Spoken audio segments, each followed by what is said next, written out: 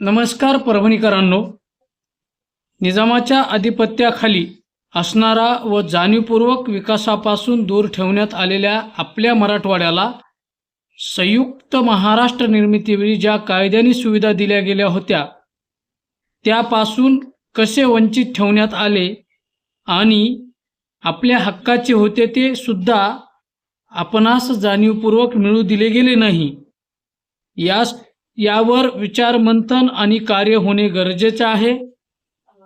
त्या निमित्ताने आज दिनांक 13 सप्टेंबर 2025 रोजी सायंकाळी 5 वाजता IMA भवन परभणी येथे माजी खासदार डॉक्टर व्यंकटेश काब्दे साहेब, अध्यक्ष मराठवाडा जनता विकास परिषद तथा अध्यक्ष नांदेड एज्युकेशन सोसायटी यांचे मार्गदर्शन लाभणार आहे।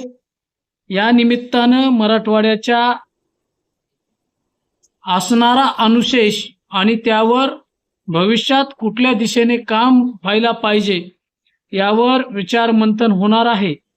तरी सर्व सुजान परभणीकरांना आयोजकाच्या वतीने विनंती आहे की आपण या कार्यक्रमास उपस्थित राहावे। धन्यवाद।